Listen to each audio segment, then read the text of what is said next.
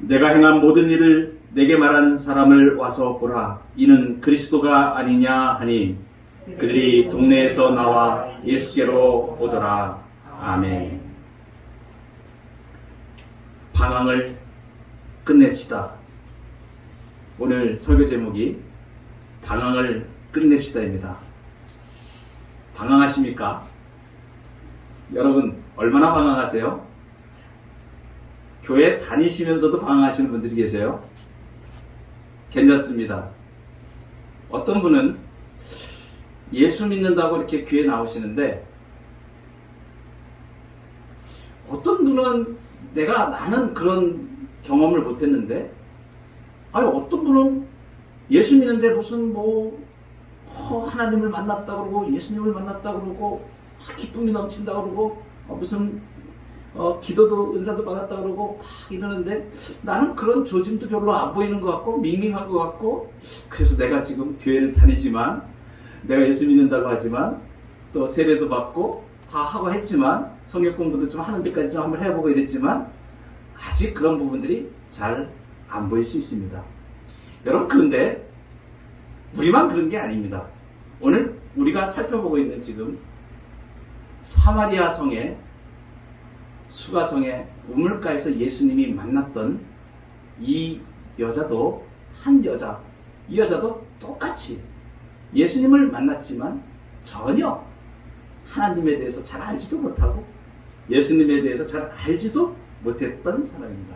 그런데 그 만남의 과정을 통하여서 육신의 갈증을 해소하려고 우물가에 나왔던 이 사마리아 여자가 예수님을 만나고 난 이후에 오늘 말씀해 보니까 물동이를 버려두고 동네로 달려가는 일이 일어났습니다. 인생에 변화가 있다. 아주 중대한 인생의 변화가 일어난 겁니다. 그동안에 자신의 삶에 살아왔던 방황을 끝낸 것이죠. 어떻게 인생의 방황을 끝냈는가? 이 사마리아 여자가 예수님을 만나면서 인생의 방황을 끝낸 것처럼 우리도 인생의 방황을 끝내고 그렇게 은혜 가운데 거하기를 원합니다. 첫 번째로, 방황하는 인생에 예수님이 찾아오십니다. 여러분, 우리는 첫 만남을 지난번에 살펴보았습니다. 처음 사마리아 여자가 예수님을 만날 때 시간은 정오쯤 되어서 낮이 아직 뜨거운 시간입니다. 너무 뜨겁고 더워서 아무도 물깃지 않는 그 시간에 이 사마리아 여자가 사람들의 시선을 피해서 물 기르러 우물에 왔었죠. 거기 사마리아 여자가 왔을 때 예수님이 거기 계셨습니다. 척 보니까 유대인 복장입니다. 사마리아 여인이 볼 때는 자신과 상종하지도 않는 랍비쯤으로 보이는 유대인 남자입니다. 원래 유대인 남자들은, 또 유대인들은 사마리아인을 상종하지 않습니다. 그런데 이 남자가 말을 걸어옵니다. 물 좀 주시겠어요? 사마리아 여자가 퉁명스럽게 대답하죠. 아니, 당신은 유대인으로서 어찌 사마리아 여자인 나에게 물을 달라 그럽니까? 여러분, 사마리아 여자가 지금 예수님을 만나는 첫 장면, 이 대화에서 보인 이 사마리아 여자의 태도가 어떻다고 생각되세요? 일면식도 없는 유대인 남자, 상종하지도 않는 사마리아 사람, 그것도 딱 보니까 랍비처럼 보이는데, 랍비들은 여자와 대화하는 것 자체를 금기시하였습니다.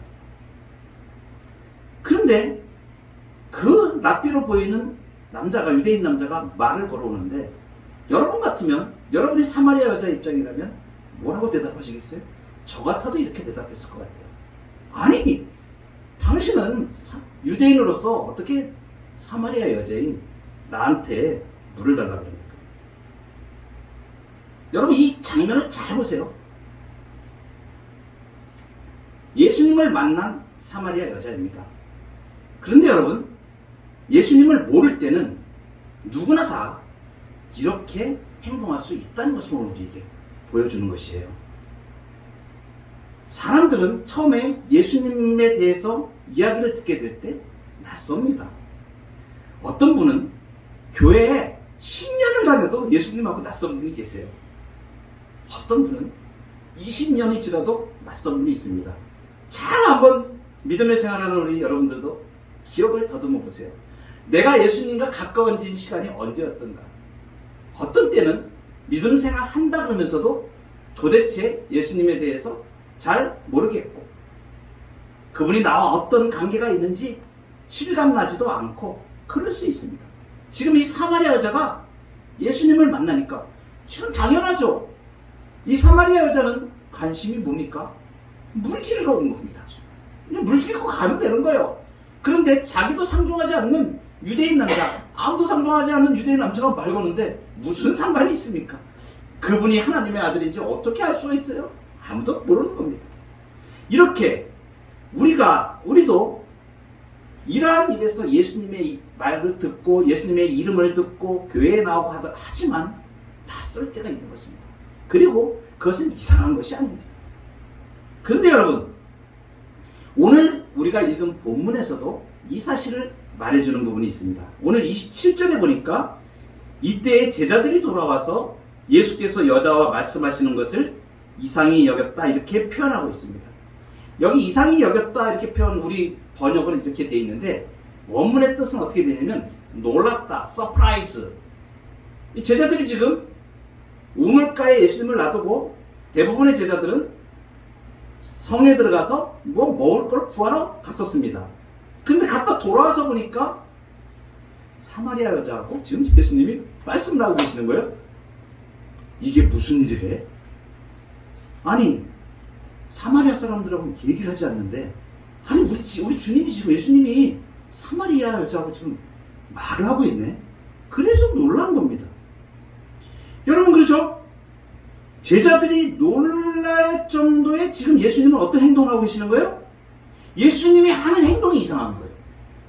사마리아 여자가 지금 당신이 이렇게 퉁명스럽게 물 좀 달라 그러는데 왜 나한테 물을 달라 그러세요? 이렇게 얘기한 게 이상한 게 아니고 이건 정상적인 겁니다. 지금 누가 이상한 행동을 하고 있는 거예요? 예수님이 이상한 행동을 하고 있습니다. 제자들도 지금 이거 상식 밖에 일이니까 놀래잖아요. 생각해보세요. 예수님이 지금 제자들도 놀랄 정도의 상식 밖의 행동을 지금 하고 있는 거예요. 사마리아 여자에게 지금 말을 하고 있는 겁니다. 대화를 하고 있는 거예요. 여러분, 예수님을 처음 만난 이 여자처럼 처음에 예수님에 대한 이해가 잘 안 됐고 반응이 믿어지지 않고 이해되지 않는 건 이런 거 당연한 거예요. 우리 교회 내에도 믿는 사람들 중에도 얼마든지 그럴 수가 있습니다. 근데 여러분, 다시 한번 이 문제를 생각해 보세요. 그러면 예수님은 도대체 왜 유대인들이나 유대인 랍비들이 전혀 상종하지도 않는 이 사마리아 여자에게 지금 말을 하고 있습니까? 여러분, 이거 보통 일이 아닙니다. 왜 그러냐면 이 일이 만약에 다른 사람들에게 알려지면 예수님의 명예에 치명적인 문제가 생기는 일이에요. 이 문제는. 아니, 유대인 랍비라고 하면서 저자가 우리가 상종하지도 않는 사마리아 사람하고 그것도 여자한테 말을 해? 갈 때까지 갔구만. 그렇게 생각하는 겁니다. 수많은 비난을 받을 수 있는 그런 일입니다. 그런데 지금 예수님이 대화를 하신 거예요. 큰 오해를 감수하고 큰 위험을 감수하며 왜 이 사마리아 여자에게 대화를 하시냐 이 말입니다. 여러분, 이 답은 예수님이 사마리아 여자를 만나기 훨씬 전에 유대에서 갈릴리를 향하여 출발할 때 암시되어져 있습니다. 우리 앞에서 보면 4장 4절에 사마리아를 통과하여야 하겠는지라 이런 암시 구절이 하나 딱 들어있습니다. 그러니까 무슨 얘기냐? 예수님이 유대에서 갈릴리로 가는데 그 길은 지금 이 사마리아를 지나가는 길은 유대인들이 다니지 않는 길입니다. 돌아다녔습니다. 상종하기 싫은 인간들이 많이 있었기 때문에 쳐다보기도 싫고 거기서 내가 부정한 것이 옮겨오고 그렇기 때문에 그 길을 다니지 않는 길이었던 것이에요.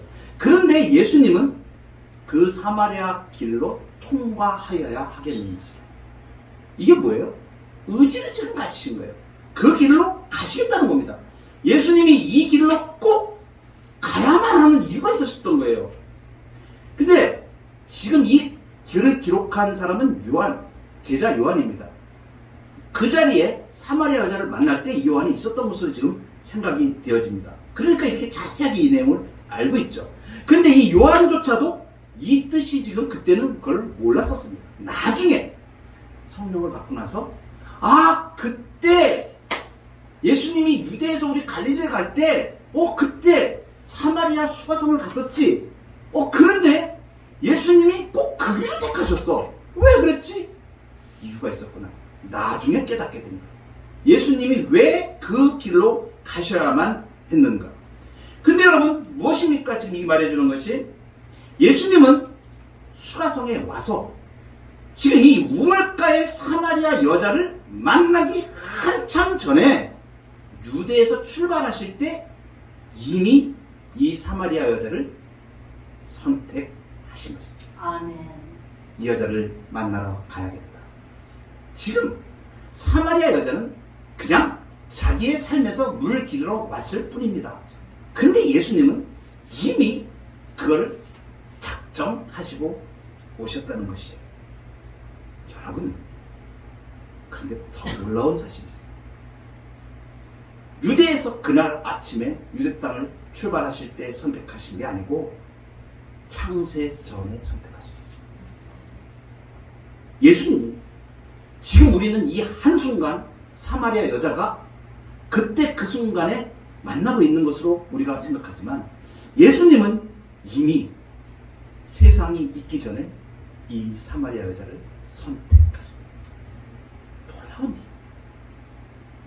여러분, 그래서 이 요한복음 지금 우리가 4장에 나오는 사마리아 여자를 보는데 그 앞에 1장에 처음에 출발할 때 어떻게 출발했어요? 태초에 말씀이 계십니다. 이 말씀이 하나님과 함께 계셨으니 이 말씀은 곧 하나님이십니다. 태초에 예수님이 계시니라. 이 예수님이 하나님과 함께 계셨으니 이 예수님이 곧 하나님이십니다. 이 예수님이 지금 어떻게 되신 겁니까? 유대 땅에 오셔서 이 사마리아 여자를 지금 만나고 계십니다. 태초에 계셨던 분이 태초에 창세 전에 이 사마리아 여자를 선택하시고 오신 것입니다. 여러분, 우리가 예수님에 대한 이야기를 듣게 되고 믿어지지 않는데도 교회에 발을 들여놓게 하신 이것, 아직 내가 믿음이 없어도 괜찮습니다. 아직 확실하지 않아도 괜찮습니다. 그런데 이것만은 분명히 아셔야 됩니다. 그 예수님이 나도 모르는 사이에 창세전에 나를 선택하셨다는 사실. 에베소 1장 4절에 창세전에 그리스도 안에서 우리를 택하사 우리로 사랑 안에서 그 앞에 거룩하고 흠이 없게 하시려고 그 기쁘신 뜻대로 우리를 예정하사 예수 그리스도로 말미암아 자기의 아들들이 되게 하셨다. 여러분, 이 사마리아 여자는 지금 예수님이 창세전에 선택하신 걸 알아요? 몰라요? 모릅니다. 우리 중에도 그것이 잘 알아지지 않고 느껴지지 않을 수 있습니다. 그런데 여러분, 언제 이 사실을 알게 되면 사후적으로 알게 되어지죠. 인생의 이 방황을 끝내는 이 사마리아 여자가 두 번째로 맞닥뜨린 현실이 이것입니다. 그것은 뭐냐면 우리의 비참함을 깨닫는 순간이 인생의 방황을 끝내는 전환점이 된다는 사실입니다. 물 좀 달라고 하는 예수님을 향하여 퉁명스럽게 사마리아 여자가 받아쳤죠. 그런데 예수님은 친절하게 말씀을 이어가십니다. 내게 물 좀 달라 그런 사람이 누구인 줄 알았으면 오히려 네가 나한테 구하였을 것이고 내가 영원하도록 솟아나는 샘물을 주었을 것이야. 여자가 이 말을 딱 듣고 이게 뭔 소리래? 이런 거죠. 아니 물 좀 달라 그랬더니 네가 물 좀 달라 그런 사람이 누가 알았으면 네가 오히려 구했을 거야. 그리고 너에게 영원토록 솟아나는 샘물을 주었을 거야. 호기심이 가긴 하지만 처음 만나는 유대인 남자가 영원하도록 솟아나는 샘물 주겠다. 이게 믿어질 리가 없는 것이죠. 그 여자는 속으로 어떻게 생각했습니까? 아니 무슨 그런 터무니없는 말씀을 하시나요? 허풍도 웬만큼 좀 하셔야지. 어쩌면 이 사마리아 여자는 마음속으로 우스갯속으로 농담으로 이렇게 받았을 것입니다. 그러면서 받아칩니다. 아이고, 이 우물은 우리 조상 야곱이요 수많은 가족들과 가족들 먹였고 그리고 우리가 모두 이 물을 마셨는데 영원하도록 솟아나는 샘물을 주신다고요? 그럼 당신이 야곱보다 크다는 얘기예요? 에이 말도 안 되죠. 이렇게 얘기하는 겁니다. 이건 비꼬듯이 말하는 거예요. 그러면서 여자는 그 농담처럼 여겨지는 그 일을 지금 예수님하고 거의 말장난을 지금 하고 있는 상태입니다. 그래요. 무슨 영원한 샘물? 이거는 뭐 이게 농담도 그런 허풍도 이러면서 이제 물을 기르려고 자신의 일에 이렇게 물동이를 내리려고 준비하고 있었을 것입니다. 그런데 예수님이 또 말씀하시는 거예요. 이 물을 마시는 자마다 다시 목마르려니와 내가 주는 물을 마시는 자는 영원히 목마르지 아니하느니 내가 주는 물은 그 속에서 영생하도록 솟아나는 샘물이 되리라. 여러분 이쯤 되니까 사마리아 여자가 슬슬 화가 납니다. 완전히 허풍이라고 생각한 이 여자가 쐐기를 박으려고 노골적으로 말합니다. 그래요? 영원하도록 솟아나는 샘물 주시겠다고요? 그냥 한번 줘보세요. 내가 다시 목마르지도 않고 좋겠네. 여기 물기를 오지 않고 얼마나 좋겠어요? 한번 줘보세요. 이 여자가 지금 한 말은 당신이 부어줘. 이 허풍쟁이야. 이런 게 그 마음속에 노골적으로 다 들어요. 그런데 갑자기 예수님이 던지는 한마디 말이 그녀를 깜짝 놀라게 했습니다. 갑자기 느닷없이 예수님이 가서 네 남편을 불러오라. 그리고 다시 오라. 주님이 지금까지 이 여자에게 하신 말씀은 친절한 말씀이었습니다. 그런데 느닷없이 네 남편을 불러오라. 이렇게 말씀하신 이 말씀이 갑자기 이 여자의 마음을 팍 때린 겁니다. 왜 그러냐면 이 여자는 정상적으로 살아온 여자가 아니었거든요. 결혼도 하지 않고 몸을 파는 창녀처럼 여러 번 남편을 바꾸며 살아온 여자입니다. 그런데 예수님이 네 남편을 데려오라 이 말을 딱 듣는 순간에 마음속에 자신의 죄와 대면하게 됩니다. 여러분 지금 성경에는 그냥 이렇게 대화만 딱 기록되어 있지만 이 상황 속으로 여러분이 한번 들어가보세요. 예수님이 이 사마리아 여자에게 지금 네 남편을 불러오라 딱 이 말씀하셨을 때 사마리아 여자가 마음속에 쿵 하면서 할 말을 뭐라고 대답하지? 그래? 자기도 모르게 그냥 남편이 없습니다. 아마도 이 말을 대답하는데 이 사마리아 여자는 많이 힘들었을 수도 있습니다. 그리고 어쩌면 한편의 마음은 아니 무슨 처음 보는 남자가 이런 얘기를 다 물어봐. 내 친구가 있는 건데. 그리고 빨리 이 대화를 딱 피해버리고 싶은 마음도 있었을 겁니다. 그런데 예수님이 말씀하시죠. 그래. 네가 남편이 없다고 하는 말이 맞아. 네가 남편이 5이 있었지만 지금 있는 자도 네 남편이 아니니까. 이 말을 딱 듣는 순간에 이 여자는 한순간에 이성이 다 마비가 되어버리고 큰 충격에 휩싸여요.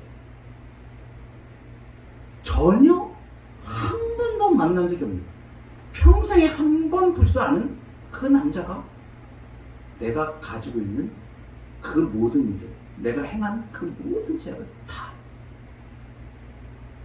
여러분, 예수님이요, 우리의 마음과 생각을 다 들여다보십니다. 우리는 인생을 살면서 내 안에 감추인 것은 남에게 나타나지 않으리라고 생각합니다. 그런데 예수님은 지금 이 사마리아 여자의 이 모든 것을 다 알고 계셨습니다. 아멘. 마찬가지입니다. 우리가 인정하든 인정하지 않든 예수님은 지금 우리를 훤히 다 보고 계신다는 사실. 아멘. 주께서 우리의 마음을 들여다보실 때 뭘 보시겠습니까? 우리가 행하고 있는 온갖 추악한 죄악, 아직 고백하지도 않고 하나님의 심판을 받을 수밖에 없는 내가 가지고 있는 모든 죄를 다 보시게 되는 것이죠. 의인은 없나니 하나도 없으며 깨닫는 자도 없고 하나님을 찾는 자도 없고 다 치우쳐 함께 무익하게 되고 선을 행하는 자는 없나니 하나도 없도다. 여러분, 이것이 우리가 대면하는 진실입니다. 우리는 우리 내면에 숨길 수 없는 죄의 비참함, 이 죄로 인하여 하나님의 심판을 피할 수 없는 자임을 보게 되는 것입니다. 죄의 삭은 사망이라고 했습니다. 죽음으로 갚을 수밖에 없는 것이죠. 여러분, 이 죄된 현실 앞에 인간이 직면하게 되고 그 진실 앞에 딱 맞닥뜨리게 될 때 나오는 소리가 이것입니다. 오라, 나는 곤고한 사람이구나. 이 사망의 몸에서 누가 나를 건져낼 수 있을까? 우리의 죄의 비참한 현실 앞에서 우리가 보는 것은 바로 사도 바울이 고백했던 것처럼 이 고백인 것입니다. 이 탄식인 것입니다. 여러분, 우리는 우리 자신의 죄의 비참함을 대면해야 됩니다. 그대로 인정해야 됩니다. 이것을 외면한다고 해서 우리가 피해갈 수 있는 것이 아닙니다. 이 죄는 우리가 그대로 인정하고 이 죄의 비참함으로 나는 내 모든 어떠한 힘으로도 구원받을 여력이 아무것도 없는 자임을 하나님 앞에 고백할 때, 그때가 바로 방황을 끝내는 전환점이 되는 것입니다. 마지막으로 방황을 끝내는 가장 중요한 때입니다. 어떤 때이냐면 예수 이름의 능력을 의지할 때 방황이 끝납니다. 여러분, 자신의 수치스러운 죄의 모습이 드러나니까 이 여자가 예수님을 대하는 태도가 달라지죠. 아니, 갑자기 내가 행한 모든 일을 다 알고 있는 이분을 딱 만나고 나니까 이제 더 이상 내가 가식적이고 위선적인 말이나 행동은 할 수가 없게 된 것입니다. 그래서 여자는 자신의 행한 모든 일을 알고 있는 이분을 선지자로 생각합니다. 그래서 오늘 19절에 보면 주여 내가 보니 선지자입니다. 여러분, 선지자는 이스라엘 역사에 많이 있었습니다. 하나님의 말씀을 전하는 자들이죠. 대표적으로는 엘리야나 엘리사나 이런 많은 선지자들이 있습니다. 지금 이 사마리아 여자는 자신의 행한 모든 것을 다 알고 있는 이분을 선지자로 지금 생각할 수밖에 없게 된 것입니다. 왜냐하면 그 선지자는 기적도 행하고 이적도 행하고 하나님의 말씀을 이렇게 초자연적인 이러한 능력이 있는 분으로 생각이 되었기 때문입니다. 그런데 여러분, 예수님이 거기에 대해서 가타부터 말씀을 하고 그냥 인정을 하세요. 뭐냐면 예수님 선지자 맞거든요. 그런데 그냥 선지자가 아니신 거죠. 일반적인 구약시대에 있었던 그런 선지자가 아니고 예수님은 아주 특별하신 선지자였거든요. 그런데 여러분, 그래서 예배에 대한 이야기를 사마리아 여자가 질문하게 되고, 선지자이니까 이제 그러면 나의 모든 과거를 알고 내 죄악을 다 아시는 분이, 그러면 인생의 어떤 정답, 그러면 우리가 하나님을 섬긴다고 하는 사마리아에서도 예배하고 예루살렘도 예배하고 그랬는데 그러면 어떤 답이 있을까? 이문을 가지고 대화를 또 시작을 합니다. 예수님이 예배에 대해서 쭉 말씀하시죠. 그것이 지난 시간에 우리가 살펴봤던 것입니다. 영과 진리로 예배할지니라. 예배하는 장소가 문제가 아니고 예배할 때가, 진정으로 예배할 때가 온다. 근데 지금 그때야 누구로 예배하냐? 예수님으로 예배된다는 것을 지금 말씀하고 있는데, 영과 진리로 예배해야 되는데, 이 말씀을 딱 했을 때 사마리아 여자가 마지막 질문을 하죠. 마지막 대화를 합니다. 뭐라고 대화를 합니까? 오늘 그것이 우리가 읽은 25절의 말씀입니다. 여자가 이르되 메시아 곧 그리스도라 하는 이가 오실 줄을 내가 아노니 그가 오시면 모든 것을 알려주시리이다. 예수께서 이르시되 내게 말하는 내가 그라.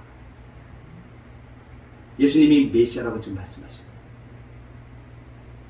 여자가 지금까지 쭉 대화를 하다가 자신의 비참함을 다 보게 되었고, 그리고 지금 마지막 순간에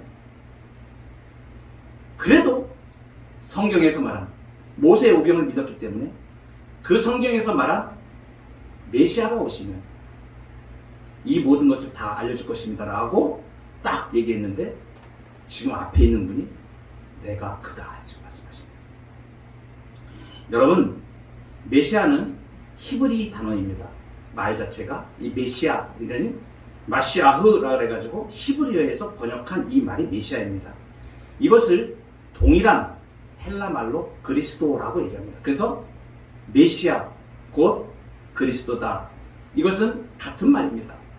하나는 히브리 말이고 하나는 헬라 말입니다. 그런데 이 뜻은 무엇이냐면 기름 부음을 받은 자, 이런 뜻입니다. 이 기름 부음을 받는 건 언제 기름을 받았는가? 구약시대에 어떤 특별한 사역을 위해서 정하신 사람에게 기름을 부었습니다. 그래서 세 가지 특별한 일을 맡길 때, 왕, 제사장, 선지자, 이러한 직분을 맡길 때에 기름 부었습니다. 그런데 여러분, 지금 예수님이 내가 메시아다라는 것은, 이것은 구원자를 임을 말씀하시는 것입니다. 이 메시아, 기름 부음을 받은 자, 그리스도라는 이 뜻은 구약시대의 메시아로 쭉 통하는 것은 세 가지 직분을 말하였지만, 이후에는 그것이 보편적인 용어로 변하여서 구원자, 이렇게 왕처럼 선지자처럼 제사장의 이 모든 일을 통하여서 온전한 구원을 이루실 사람을 지칭할 때 메시아라고 우리가 지칭을 구약시대에 해왔습니다. 그래서 메시아를 사람들이 기대하고 있었던 거죠. 이제 메시아가 오신다. 한 구원자를 보내셔서 완전히 제사장과 왕과 영원한 왕으로 통치하시고 영원한 제사장으로 영원한 선지자로 통치하시는 그분이 오실 것이다 라는 것을 믿었기 때문에 이 사마리아 여자도 그렇게 지금 얘기했던 것입니다. 그런데 그 앞에 있는 예수님이 내가 메시아다, 그 말씀을 하시는 거예요. 그런데 이보다 더 큰 의미가 한 가지가 더 있습니다. 지금 이 요한복음을 말씀해 주신 이 말씀에 지금 이제 수면 아래에 감추어진 내용입니다. 명확히 보면 예수님이 지금 내가 그다 라고 우리 번역에는 내가 그다 이렇게 표현하고 있는데, 이것을 원문으로 보면 내가 그다 이렇게 예수님이 답하지 않으셨습니다. 뭐라고 답하셨냐면 나다 이렇게 됩니다. 근데 이 표현이 뭐냐면 에고 에임이라고, 헬라어로는 에고 에미 이렇게 합니다. 이건 나다 이런 뜻인데 I am that I am 이런 뜻이에요. 근데 이 똑같은 표현이 뭐냐면, 이 표현은 출애굽기 3장 14절에 있는 모세가 하나님을 대면할 때 하나님의 이름을 말씀해 주십시오, 이렇게 얘기할 때 하나님이 나는 스스로 있는 자이다, 우리가 말할 때 여호와라고 표현하는 이 이름이 바로 예수님이 지금 대답한 그 말하고 똑같은 말입니다. 그런데 여기 지금 요한복음 4장 사마리아 여인에게 메시아가 오시면 그가 모든 것을 내게 알려주시겠습니다 라고 얘기할 때 내가 그다 나다 라고 얘기한 이 표현이 여기만 나오는 게 아니고 신약성경 곳곳에 예수님이 나다라는 표현을 하십니다. 하나님이신 것을 나타내시는 거예요. 출애굽기에 모세가 만났던 그 하나님이 나다라고 말씀하신 그것, 하나님의 이름으로 지금 예수님을 지칭하고 계시는 것입니다. 여러분, 이것이 우리는 조금 지금 이상하게 느껴질지 모르는데 이 당시에 요한복음을 읽던 사람들에게는 당연히 받아들이는 개념이었습니다. 무슨 얘기냐면 고대 사회에 살던 사람들은 이 신의 이름 속에 신의 속성과 성품이 들어있다고 생각했습니다. 그래서 그 신이 인간들에게 해줄 수 있는 약속이 들어있고 또 그 약속을 이행할 수 있는 능력이 있다는 것으로 사람들은 다 믿었습니다. 그러니까 우리가 생각하는 한 존재를 규정짓기 위한 이름, 이런 개념의 뜻이 아니고 이름 그러면 반드시 따라오는 것이 파워입니다. 능력입니다. 여러분, 그래서 고대에 예를 들면은 우리 로마 제국에서도 줄리어스 시저가 있습니다. 이 줄리어스 시저라고 하는 이 이름이 처음부터 이 줄리어스가 사용한 이름이 아닙니다. 그냥 처음에는 자기 이름도 줄리어스 이렇게 사용했습니다. 나중에 자기가 권력을 잡으면서 모든 백성들이 추앙할 수 있는 이름으로 자기가 바꾸는데 거기에 시저라는 것을 집어넣은 것입니다. 그래서 줄리어스 시저가 된 것이에요. 여러분, 이렇게 이름이 말하는 것은 그 가지고 있는 권세와 능력, 그 존재가 행할 수 있는 능력을 얘기하는 겁니다.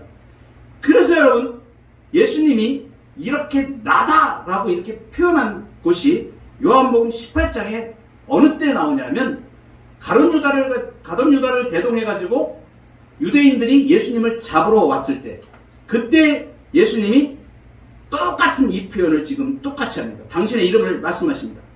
그리고 그 얘기를 할 때에 유다하고 군대가 갑자기 예수님을 잡으려고 그러다 뒤로 다 자빠져 버립니다.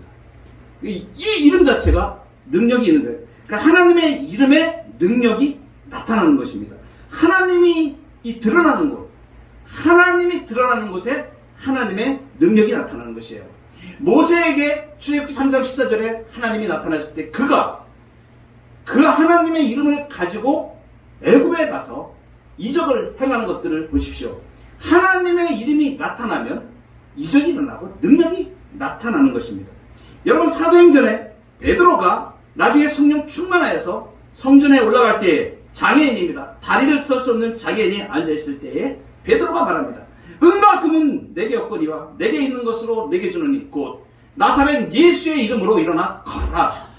예수님의 이름이 선포되어지니까 기적이 일어나는, 능력이 나타나는, 하나님의 능력이 일어나는 거예요. 여러분, 우리가 예수님의 이름이 선포되는 것에 이렇게 기적이 일어나게 되는 것입니다. 지금 사마리아 여자 앞에서 예수님이 나다라고 얘기한 것은 바로 이 이름의 능력이 나타나는 것을 말합니다. 그래서 빌립보서의 2장 9절부터 10절에 이렇게 말씀하십니다. 이러므로 하나님이 그를 지극히 높여 모든 이름 위에 뛰어난 이름을 주사 하늘에 있는 자들과 땅 아래에 있는 자들로 모든 무릎을 예수의 이름에 꿇게 하시고, 하나님의 이름이 선포되어질 때, 예수의 이름이 선포되어질 때 사단의 권세가 무너지고 구원의 역사가 일어나는 것입니다. 그 예수님의 이름이 선포되어질 때 내가 지금까지 인생의 비참함을 가졌던 이 멸망받을 수밖에 없는 자가 내가 주님을 의지합니다. 예수님의 이름을 의지합니다. 예수님, 내가 당신을 의지합니다. 예수님의 이름 앞에, 권세 앞에 그렇게 맡기고 의지하며 나갈 때에 그 죄의 문제가 해결되는 것입니다. 그래서 예수의 이름은 권세고 예수의 이름은 능력인 것입니다. 지금 오늘 나온 이 사마리아 여자는 요한복음 복음에 의한 최초의 회심자로 기록이 되어집니다. 이 여인은 지금까지 자기가 관심이 있었던 이 세상에 물을 담을 수 있는 유일한 그릇인 이 물동이마저도 그냥 다 팽개쳐버리고 정신없이 동네로 향하여 나가서 외치게 됩니다. 내가 내가 행한 모든 일을 말한 사람을 만났다. 이분이 메시아다라는 걸 지금 얘기하는 거예요. 예수의 이름을 들을 때, 그 예수님을 만날 때 예수님의 구원의 권세가 나타나는 것입니다. 성령을 부어주시고 이 여자가 그 자리에서 예수의 이름의 권세를 의지하여 구원을 얻게 되는 놀라운, 예수의 이름이 선포된 곳에는 반드시 주님의 능력과 약속의 실행이 나타납니다. 그래서 이 여자가 변화된 것은 예수 그리스도의 이름의 능력입니다.